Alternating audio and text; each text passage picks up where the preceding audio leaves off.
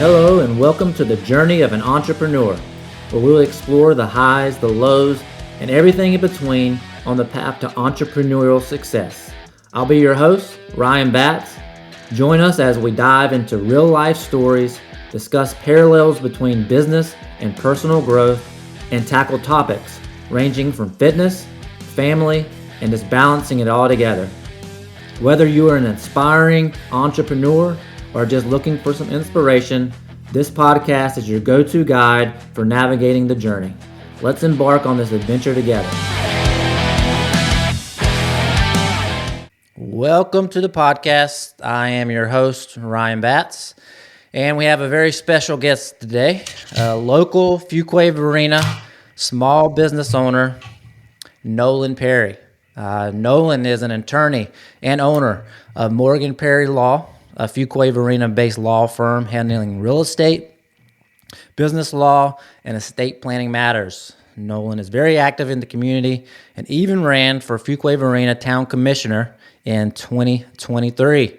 Nolan tries to embody a servant leadership style, which in line with his belief that our community grows and we all reap the benefits. Nolan, welcome to the podcast. Thank you for having me. Yes, sir. Happy to be here. For sure. Honestly, when I was thinking about this podcast and, the vision was entrepreneurship, helping the community grow, you were one of the first names that popped in my head who I wanted to get on. Kind of encompass everything that I was looking for with, especially I'm big into community and more so within Fuqua Varina. I was a teacher within Fuqua, so I have a lot of ties there. All right. I really like to highlight Fuqua Varina, and I think you're a big ambassador of Fuqua and small businesses and everything that I was looking to kind of showcase on this podcast. Yeah, you do. Try to be. For sure. So the way this first starts out, I like to for me personally, get to know the guest a little bit better, but the audience as well. So I have 3 icebreakers, right, where they're fun icebreakers, but we'll get to know you on a different level. All right. So really, it's what comes to the top of your head when I think of this, when I ask this question, but maybe give a little bit of thought at the same time with it. But they're fun.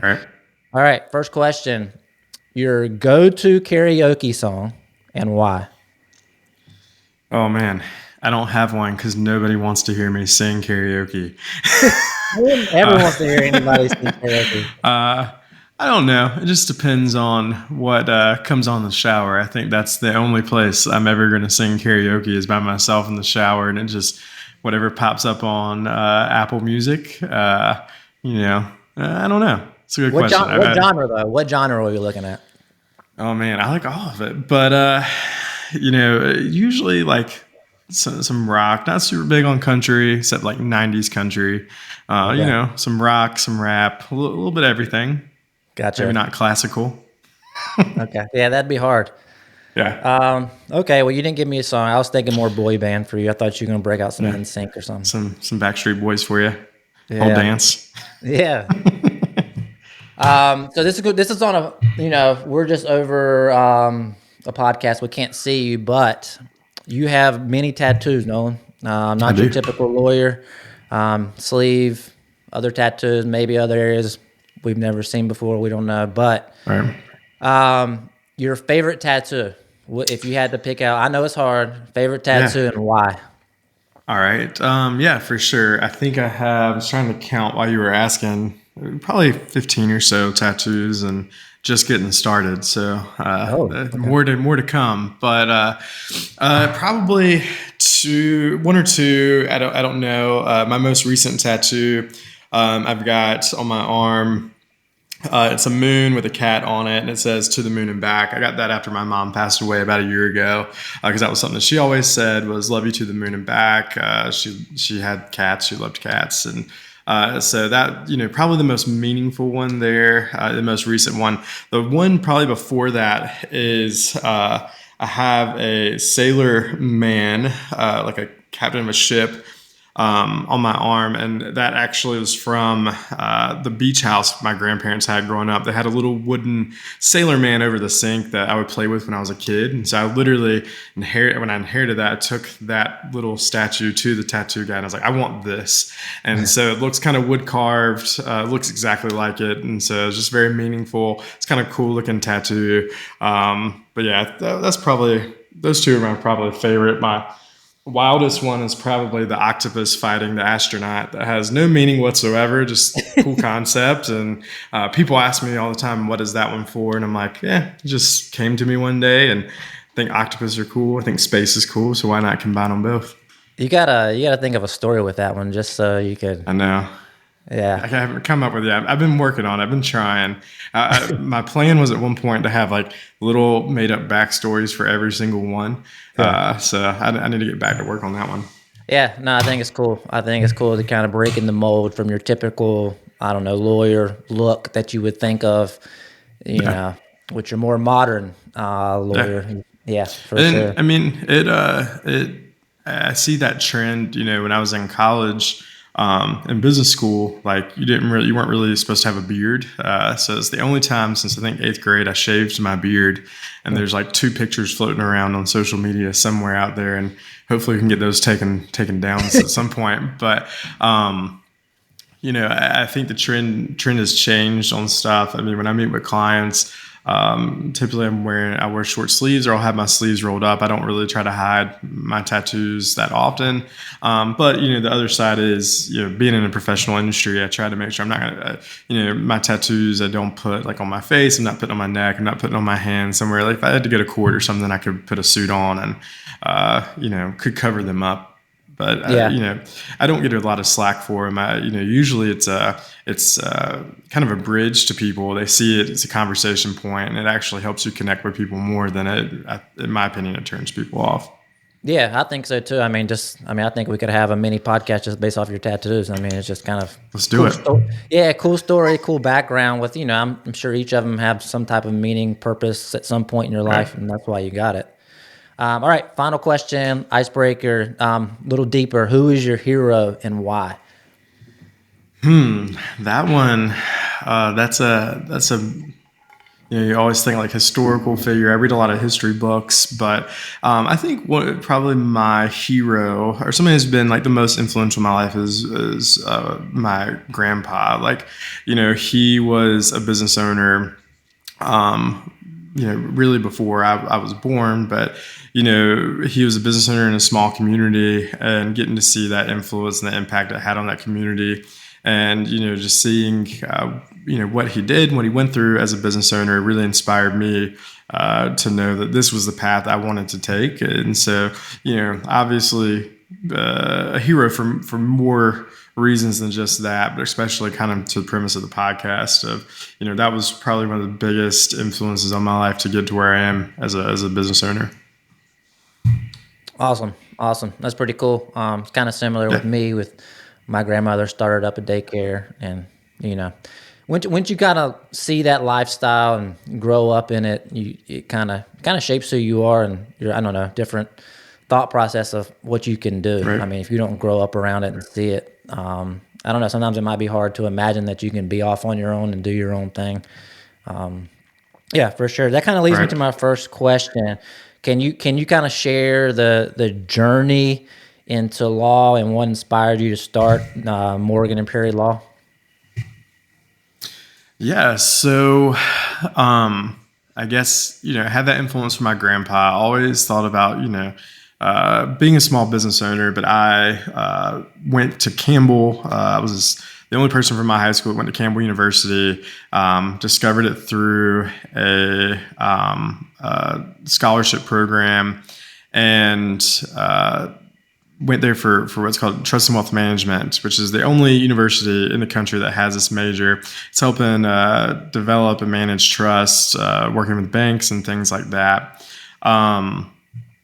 And that, went through that, and then I didn't really want to do that as a career. So I said, well, what about this law school? There was a little bit of law classes in my classes, and I really enjoyed those. So went to law school, and kind of throughout law school decided, hey, I really want to do this on my own. I want to be my own boss.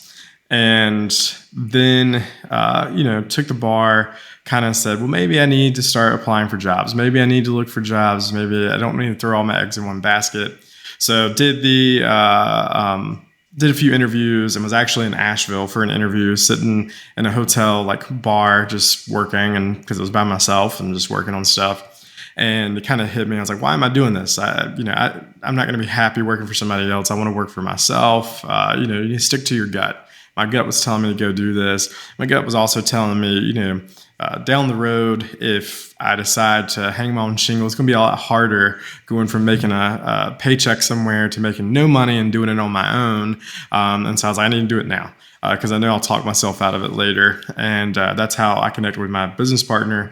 I called him up. We were friends in law school, really good friends, and I knew he was applying for jobs too. And I said, hey, come work for me for a little bit. Help me get this off the ground. And if you find something, go and do it. And then, the next day he called me back and said, he was married at the time, still married at the time, or had already been married, and said, hey, we're all in. Talked to his wife. We're all in. We're in this. Let's do this. And both had job offers that we turned down to commit to this, which I think was very important for us.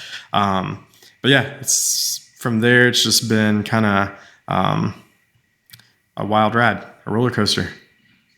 Yeah, I mean, with any entrepreneurial journey, if you think it's going to be rainbows and butterflies and highlights that you see on social media, it's not the case. There's many. No, not at all. I always say, don't get too low with the lows and don't get too high with the highs, and just kind of ride the wave, because it is a wave, and up and down. This is going to be a little bit tough. I know it's hard to think of.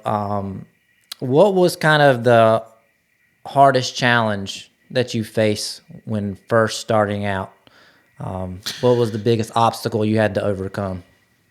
Yeah, I think, in the moment, you don't really see it as being a challenge. I mean, everything is always a challenge. It takes a lot of effort to start something like this.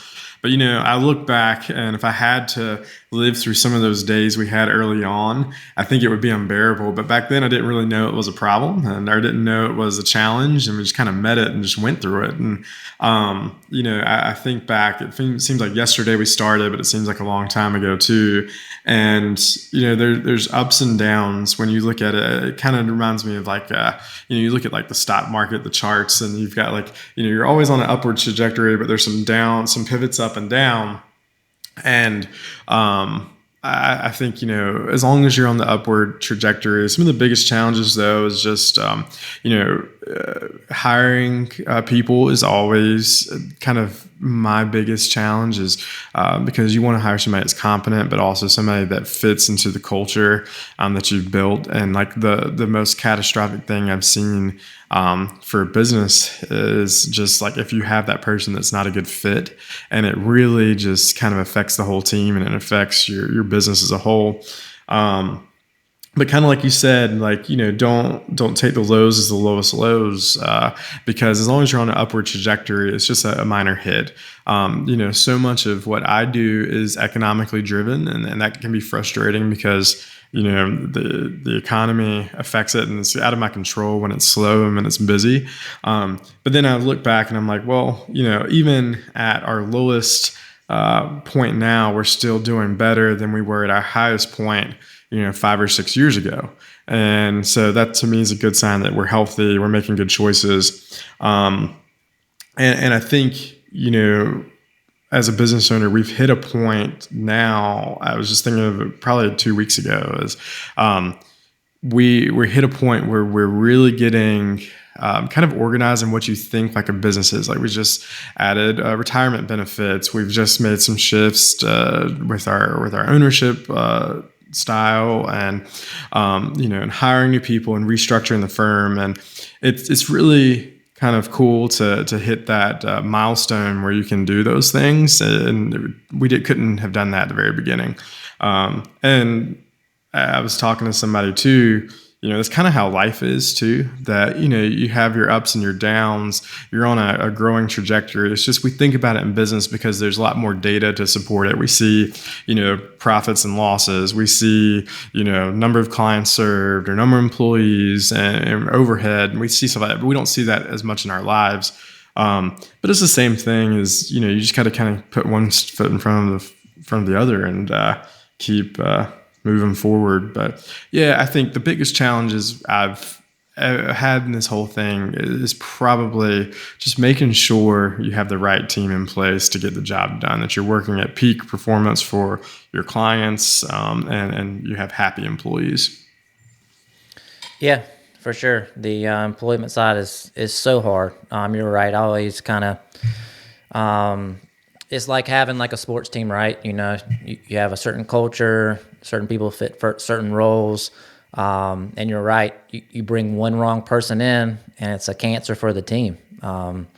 So it's tough, because it's hard sometimes because someone could almost have a perfect interview and it's just not quite who they really are once things go and get started. Right. So I think you're right. Kind of reflecting on that, it's so important to have a process in place with the hiring, what you're looking for, having good questions, to really fit exactly what you want for your team, so that when you bring them in, it's just like, I don't know, just an easy fit for everybody. Just that well-oiled machine will just get a little bit better.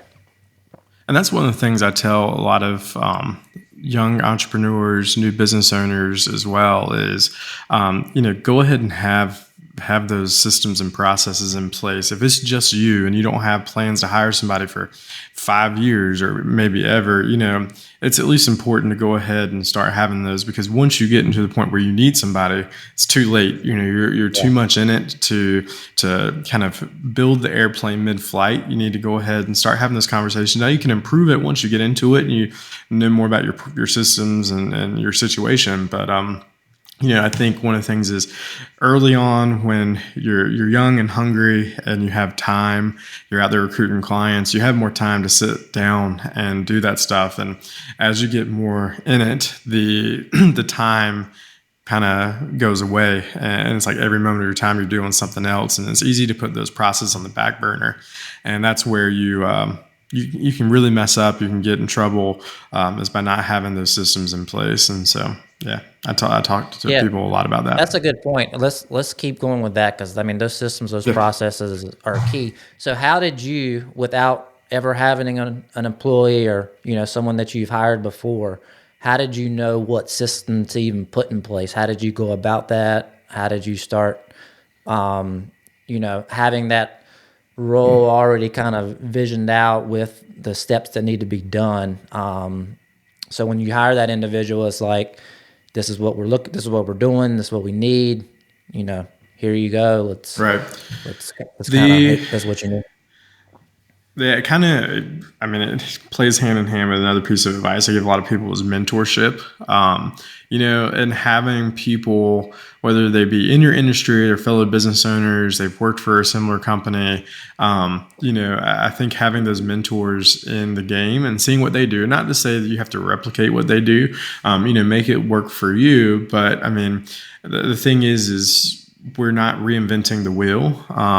Most business owners are more than happy to share the secret sauce with you and not, gatekeep on what it is. And I think we're all kind of in it to help each other out. And so I think having a mentor, for young attorneys, I would say I've told, have a person in your life or, in your industry, in your business, if you're working for a larger firm, that you can go to, somebody that's maybe been there for, the middle of their career, early to middle of their career, where they're still in it, they're still doing the day-to-day find a person also that you have aspirations to be. So where you see yourself in 10, 15 years, like go be mentor, or go find that person to mentor you so they can help you reach their level. And then also find a peer mentor, like somebody who is in it with you, who's just starting out. Maybe they don't know what they're doing as well, and you can talk through it. And maybe that's the person you don't feel dumb to go ask a question to. But I think having multiple mentors that serve different components of your life, but then somebody as business owners, find a business owner who's been through it, can show you, this is my process, this is the questions I ask, this is my interview style. This is where I found really good luck. For instance, the first time we hired, I think it was the first time we hired, we did Facebook job listing, and was the worst experience. I had 40 applicants and I had like maybe one that was qualified to even do what I was hiring to do. But I've known other business owners that have had great success with Facebook. It just, you just got to find what works for you. But, I think having peers to discuss it, and you and I have that, our networking group that our listeners probably don't know about, but we have a networking group, and that's something we sit around and discuss a lot of things that are going on in our businesses. And nobody else does what I do in that group, but I can learn from how you've hired people. I can learn how somebody else has kept their employees happy and the benefits they offer, and that's where I get a lot of ideas, is just talking to people. Yeah, that's huge. I think that can't be repeated enough. Having that mentor, someone within your industry that's been through it, that's probably faced everything that you're going to face leading up, and just help you guide you through those steps. Also, being with a community that's in your same industry as well. And, that could be found easily these days for free within Facebook. There's a lot of groups. I know I'm a member of a lot of groups within my industry. And also, for the biggest thing for me was actually hiring a business coach. Because I hadn't dealt with that side of the business. I knew how to sell. I knew how to do certain things, be good with customer service, but I didn't know the numbers and I didn't know the systems and operations. Right. So when I got with that business coach within my specific industry, who had a business himself with the same industry that I had, and then a community where I'm bouncing ideas. I mean, you look at the price that you're paying for that, but if you could kind of change your mindset and look at it as an investment, and say, hey, this is going to help me so much, take off X amount of years of me tripping over my own feet and having all this stuff, kind of in place for me already, so I can talk with someone. I think the investment mindset, that investment mindset is very important. Like, and I even find it now, like I'll have to get myself out of the mindset sometimes of like, we've got to do it this way, got to do it this way. And it's like, why do we got to do it this way? If you look at it as like you're investing in your own self, your own person, and take some of the guilt off of some of those expenses as well. And I think, you kind of mentioned it too about like talking to people in the industry. I know you've gone to conferences for your industry and for the Christmas lights and learning. And we have those too for attorneys. And every time I sign up or I have to drive to one of these conferences, I roll my eyes, because I think it's like the nerdiest thing to have to go and listen about what you do all day. But then I always leave those conferences energized. And so I kind of go in like, oh, this is going to be a waste of my time. But then talking, and it's not even necessarily the information you're getting out, but it's talking to the other people out there. You get really energized, and I bring back all these ideas. And then, my law partner has to say, well, we can't do all the ideas at one time, because that's going to cost a lot of money. Let's put it in our long range plan. But, I think you can't, I tell people, spend the money to go to the conference, spend the time to invest in yourself, hire that business coach, hire the bookkeeper. I mean, that's been the biggest change for us. Like, invest in yourself. You're going to see the return in the long run. Yeah, you're right. And it's hard at first, especially when you're just starting out, to have that bigger vision for that, but it'll save you so much time. All right, I'm going to pivot a little bit. You're huge into the community. That's how I first met you. It was at Run the Quay. You kind of just came up and started talking. I was like, who is this guy? But then we had the conversation, Yeah, very, very cool. Very easy to talk to. I think that's what you're probably one of the well known for is just your networking ability, your ability to connect other business owners within the community. How do you see the relationship between local businesses and the community growth? And how does your law firm or just your presence play a role within that? Yeah, I mean, I think community engagement is number one. Our tagline for our firm has always been community-based, client-focused, and making sure that we're engaging in community, we're sponsoring, we're being involved, we're serving in our community. And I just have the belief that if I can be successful, I can grow my business. But if I am growing our community and making our community better and helping others grow and be better, that it just kind of comes back to me tenfold. Because if Fuqua is thriving, our firm is thriving. I think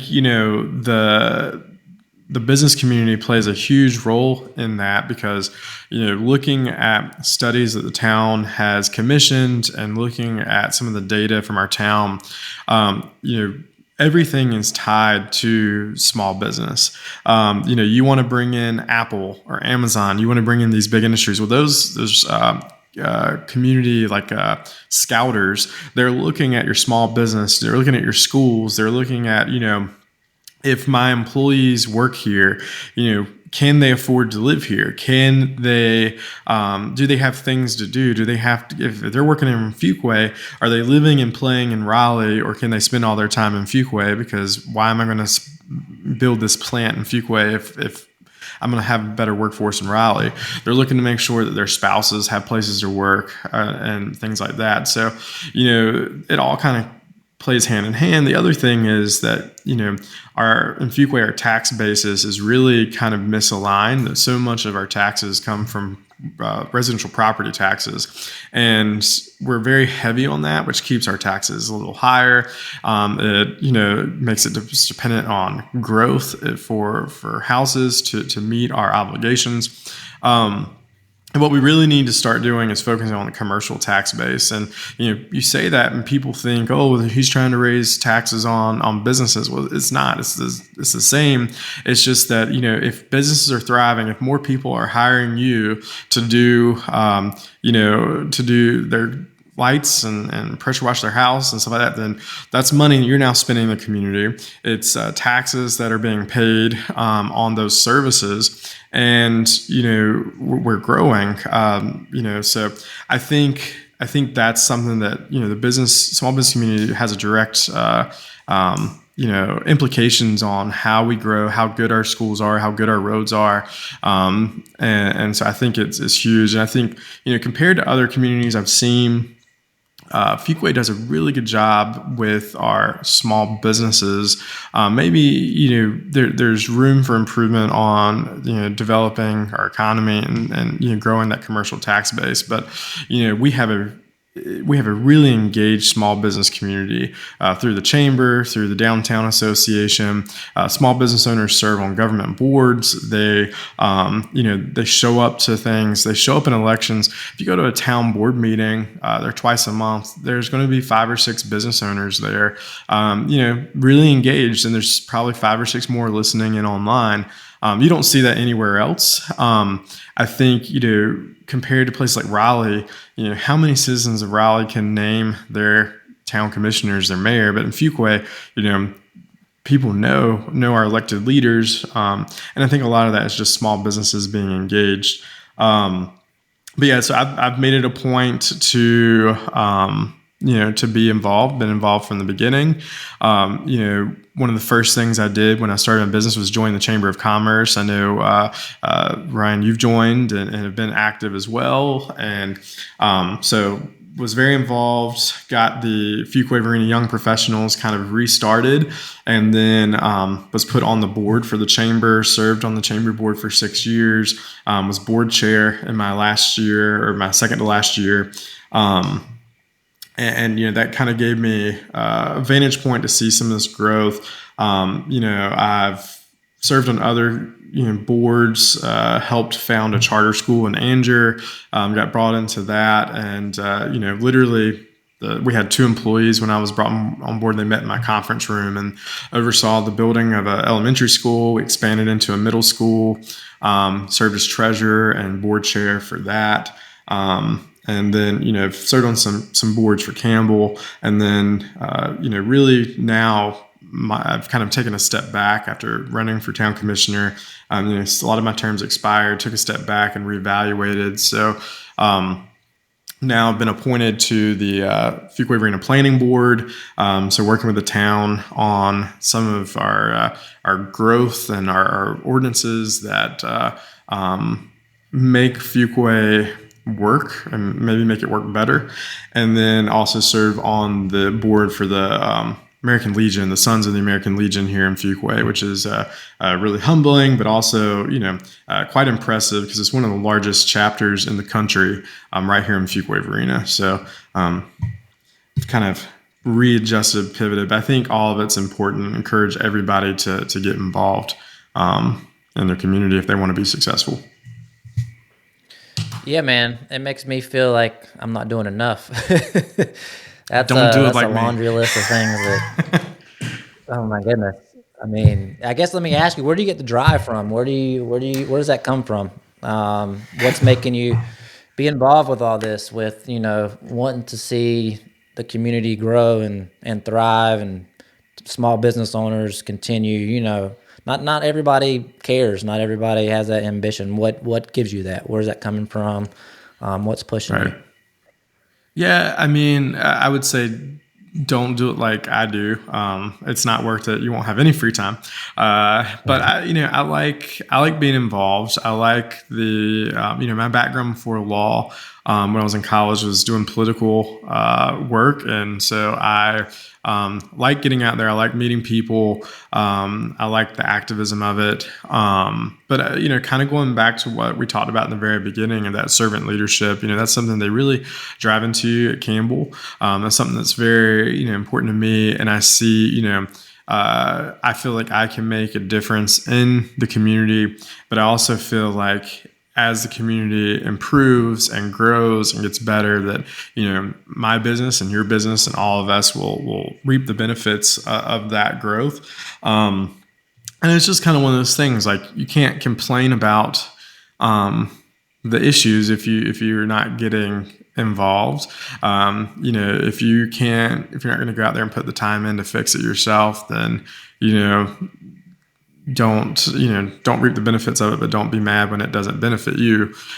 So that's just kind of how my drive is. And I've readjusted. I've tried to balance it a little better. And that's always a challenge. But I just see such a great benefit of it. And it's opened a lot of doors for me, made a lot of connections. Had I not, I probably wouldn't have met you. I wouldn't have met a lot of other friends. And, I think that's the benefit is, it creates a really good community when you've taken the time to get involved in your community. Yeah, man, you're very involved. So, I mean, how are you balancing it all now? You said don't do it like I did. So maybe you've taken a step back a little bit. I don't know if you are really balancing, but like, what have you tried to do? Because I mean, that was a big thing as well. When I first started out, I was teaching, I was coaching, I had a family, kids, and it was just like, people were like, what are you doing? Like, you're doing so much. I was like, well, I feel like this is kind of how it has to start. And, you're kind of just full throttle, 100 miles an hour. And then, once things get going, you kind of start to sit back and, well, I got to balance. So that was a big thing for me. I had to learn how to balance things a little bit better. Because if I kept going 100 miles an hour, I was just going to, run off the road, and a lot of, a lot of things I cared about were maybe you're going to be missed. So what are you doing now to maybe balance things a little bit better? Yeah, I think a lot of it is, figuring out that there's only 24 hours in a day, and you have to be able to get some sleep. You have to be able to eat a meal. You also have to do your work. So that really cuts out there. So you're really not 24 hours to do everything you do. Knowing that your time is limited, learning how to say no and say no properly is tough, and that's something I struggle with. It's probably one of my bigger weaknesses, because I will dive headfirst into everything. But, one of the things, Military Missions in Action, local nonprofit, Mike Dorman, who passed away a few years ago, had approached me at one point. And at this point, I was on 3 or 4 boards. I was, I think I knew I was going to be chair of the chamber, and I was chair of the charter school board at the same time, which don't chair 2 boards at the same time. It's just a recipe for disaster. But he reached out to me and was like, hey, I want to put you on the board for Military Missions in Action. And I told him, I said, Mike, it's a really tough conversation, but, I 100% believe in what you do. I'll be your biggest cheerleader from the side. I'll donate, I'll volunteer, I'll do whatever I can, but I said, I just don't have the time. And, it's not fair to you to, to go in and half-ass it, because, you really want to give your best of yourself to whatever you're going to be involved in. And, Mike said, yeah, I appreciate that. Most people don't tell you that. And, he's like, I'd much rather have you being a cheerleader from the side than not giving us your full potential when you get on there. And I greatly appreciate you just letting me know. And so, just knowing that when you have these opportunities, you can't be in 2 places at once, you can't do multiple things at a time, and that people appreciate if you're giving your full authentic self. And if you're not, then, why are you involved with it?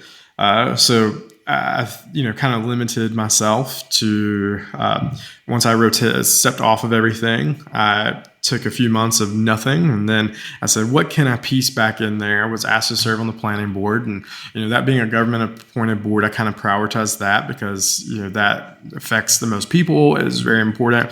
And then was asked to serve on the Sons of the Legion. And I was like, I can fit that into this. And that's kind of where I panned out. But, it's just recognizing your own time. What does your month look like? And then also, like, what are you going to be happy with? Can you take a vacation? And I still suck at this. I haven't fixed that problem.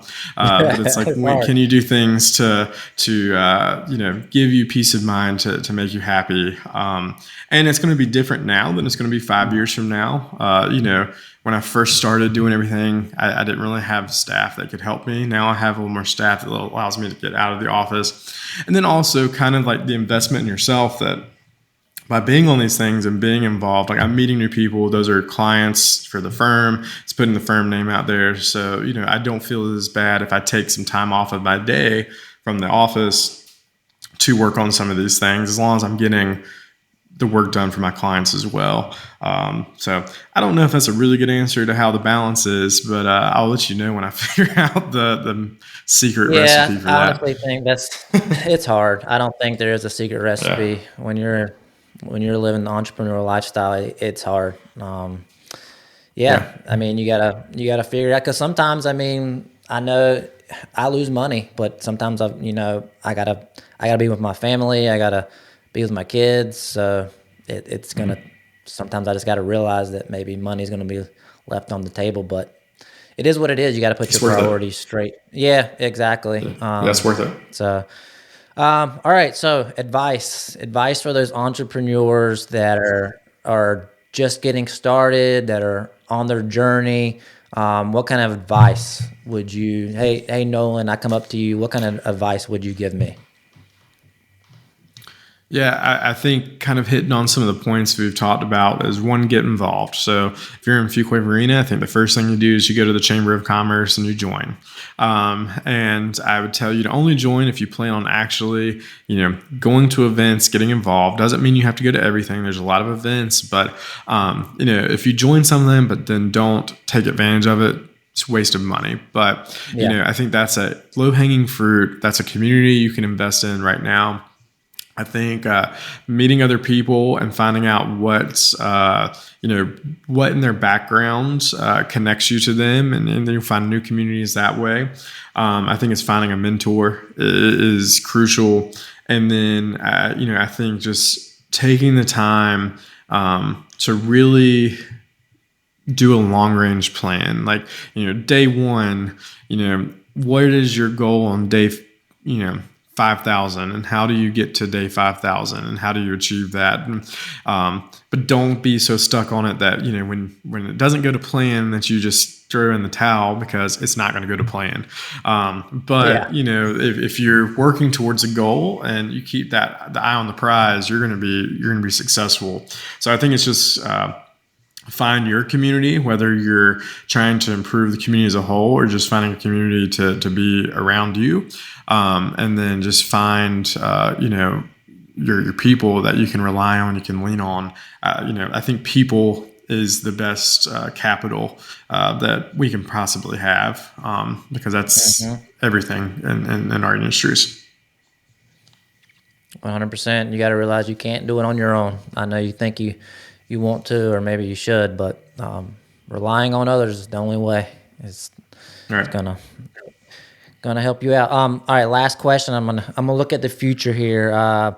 How do you envision the future of community engagement and business growth in Fuqua, and what role do you hope to play in the future with that? I think we've got a tremendous opportunity here in Fuqua. Some of the statistics that I saw when I was running for town commissioner is, in the next, 30 years, Fuqua Varina is going to triple in size. We're going to meet that 150,000 person mark, which is an awesome and challenging opportunity. Now I'm saying that it may even be sooner, like in the next 5 years, we could double, things and stuff like that. So I think, the future of community engagement and growth is like, we have to grow. I think to business owners out there, if you're thinking about starting a business or, maybe you're not in Fuqua, but you're looking at Fuqua as a market, like, come on, it's going to pay off because it's just one of the fastest growing communities in North Carolina. They're looking at, will probably be third largest municipality in Wake County behind Raleigh and Cary. I think that's a tremendous opportunity for us, and challenging to preserve our small town feel. And so I think that's kind of the role I hope to play into it is, I think I have a lot to offer to that community. And I think, you and I and other business owners are going to be a part of that history of the growth of Fuqua Varina, and to grow smart, and let's, not forget what Fuqua is, but also, meet the opportunities. And I think by planning, part of the issues I see is a lot of people complain about traffic, they complain all this stuff, and it's a problem. But a lot of it is the lack of vision and acceptance for that growth in the past. And so people say, oh, I don't want to grow. And I want small town Fuqua. I want to hear it's not going to stay that way. But if we plan now and keep an eye to that future, we can preserve what we like about small town Fuqua in large town Fuqua. So I hope to play a part in that, whether it be, political or just as a business owner, community, engagement person. I hope to put my mark on Fuqua as well. Love it, Nolan.